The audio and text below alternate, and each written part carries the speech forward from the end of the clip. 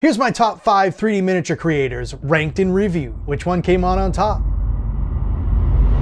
I've been a member for all these creators on Patreon for well over a year consecutively, so I know them really well. Here, I'll rate all these companies on the following criteria, ranking from 1st to 5th place, giving 5 points for 1st place and 1 point for last place, then totaling the results on a spreadsheet. 1.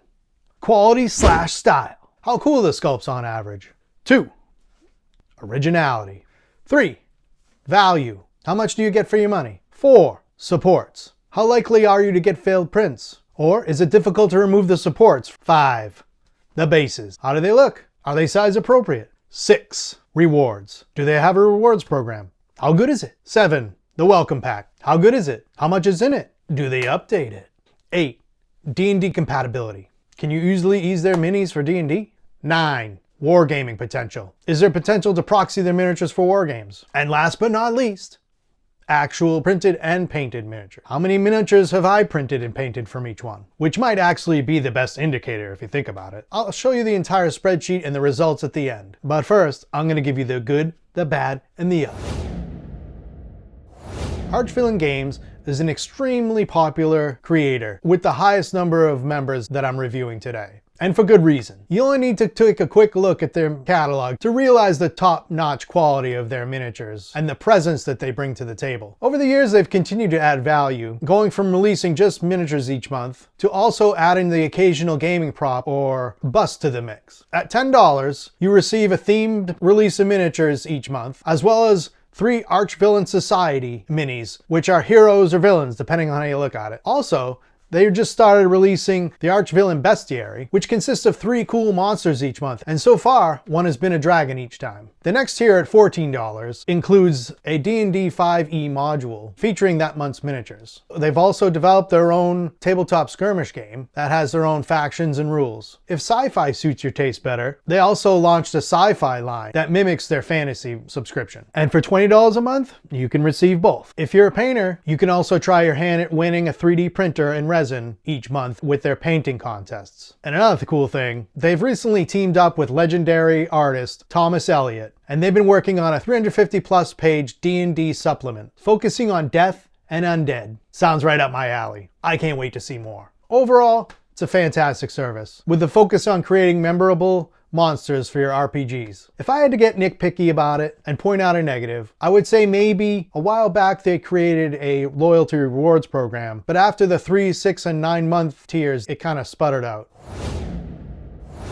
Bestiarum Miniatures is an upcoming 3D creator with a lower member count than other companies I'm showcasing. But for me, they're one of the best. If you're looking for a good, grim, dark aesthetic with mature themes and realms filled with terror and horror, then this is the service for you. The quality of their sculpts, along with their originality, has them rising quickly to the top. They do similar themes to everyone else, but their dark ideas and twisted vision is just awesome. Bestiarum hasn't been around for as long as the rest, but they're growing quickly. At the usual $10 a month, you gain access to their theme release based on an area of the world they're building. Releases occasionally include busts or 75mm display pieces, and sometimes terrain. They've also been known to have dual releases with 2 separate themes in 1 month. Each month they also include what they call the Penitent Heroes, which is a set of 3 anti-heroes, one of which is included in their $1 a month hero tier. If you upgrade to the $14 membership, you gain access to their D&D 5e and Forbidden Psalm compatible modules featuring the minis from that month, which really brings their worlds to life. They even offer a completely free 5e campaign supplement named the Path of Penitence to help bring their unique grimdark adventures to your tabletop. Their welcome pack is pretty good, with a large assortment of minis, display pieces, and it also comes with 2 5e adventures that you can run with the miniatures from the welcome pack, so you can try them out as well. If you're looking for a downside, I would say that unless you're running a horror-themed campaign, Bestiarum might not be for you. Their designs might not fit into a traditional 5e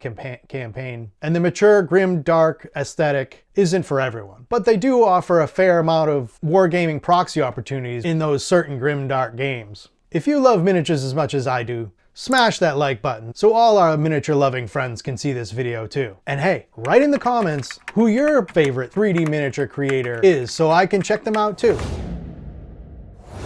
Loot Studios might be the biggest name in 3D printing D&D miniatures. They've removed themselves from the normal 3D printing ecosystem of My Mini Factory, so they're self-contained on their own website. I totally understand why they might do that, but it's kind of a bummer to have all your minis in multiple different places. I'm guessing that's the reason why their base membership starts at $15 a month, $5 more than their competition. Though, with the most recent update to their website, you can easily search through their loots to find exactly the miniature you're looking for. You can search by class, race, creature, size, pretty quickly to find the right miniature, which is pretty cool. You do get quite a bit more for that $5 extra though, so it's tough to compare. It just depends if those things hold value to you. Each month includes busts, terrain, and pretty much every single miniature you can either print in 28mm or a 75mm display. Their rewards program grows all the time, and they have some pretty impressive miniatures in it. They can also be printed out in any scale and even a statue size, which is a pretty cool and unique feature that I'd like to give a try. I believe they're also the ones that pioneered the whole role-playing prop that you can print out, which can be a great visual aid for any role-playing campaign. Their welcome pack is also very good, evolving over time, mostly focusing on a tavern environment, with a large number of tavern patrons and scatter terrain. Now,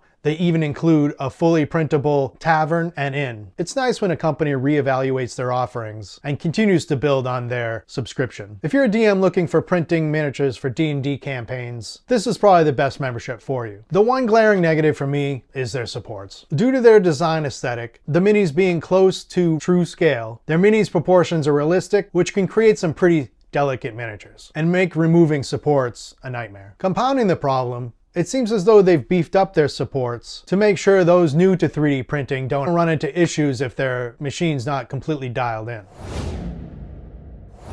I think Lord of the Print is the dark horse in the 3D printing community. They might not currently be the best, but they're a solid service with the great sculpts, supports, and bases. In the early days, it seemed like they focused mostly on large monsters. I would say without a doubt, they have the best dragons on the market. The variety just gives you any dragon you could be looking for, and they're just awesome sculpts with great tabletop presence. This month even features a Tiamat dragon with 5 heads, and it's just awesome. These days, they seem to be shifting towards catering to the wargaming crowd, coming out with sets that can be turned into an army, which includes heroes, cavalry, banners, wizards, infantry, you know, the whole deal, which for me is not a bad thing. The base $10 subscription will get you the theme release each month and the welcome pack, which is pretty lacking if you ask me. It hasn't been updated since the beginning, though the giant Tarrasque miniature is freaking awesome. I think this is their first month to include props too, so props to them on that one. I can't really think of a downside for Lord of the Print, except to say that they might not offer as much variety as other subscriptions, but what they do it well.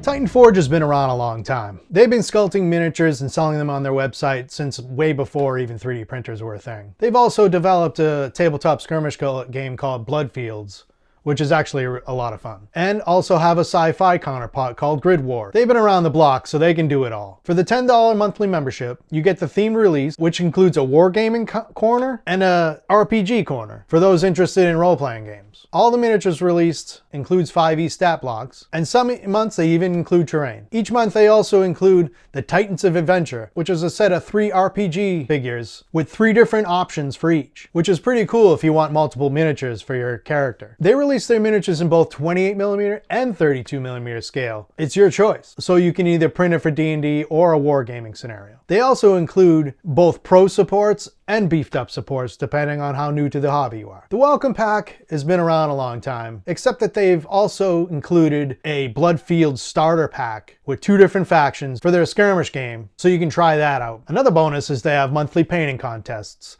that you could win a 3D printer or resin. If you're into sci-fi, they have you covered there too, with Cybor Forge. And if you love Chibis, then they also have a plan for you, which is called Chibi Forge. You can go all in and get everything for $21 a month. Overall, Titan Forge is an excellent offering, with plenty of value. The only knock I've heard is that some people aren't into their look, and that maybe they're a little less detailed than some other sculptors. They definitely have more of a heroic scale look to a lot of their miniatures, which honestly, I don't mind. And less detail makes it easier to paint. I personally like Titan's Forge sculpts. And for me, they've accounted for many of my finished miniatures. That alone says something if you ask me. If you don't have a 3D printer and you're thinking about pulling the trigger, smash that subscribe button. If you'd been a subscriber a month ago, you could have been entered to win one on my channel. So don't make that mistake again and miss out on the next channel. And the winner is Bestiarum Miniatures. Here's the final spreadsheet tally. Many of these rankings are subjective, and you may have different results. But for me, Bestiarum takes the cake. Then closely behind them is Titanforge, Archvillian Games, Lore of the Print, and bringing up the rear is Loot Studios. Sorry. Here's another spreadsheet I created to help track their offerings and can help you come up with your own conclusions. Thanks a ton for sticking around and watching the whole video. If you'd like to stick around and see how I paint my miniatures, check this video out.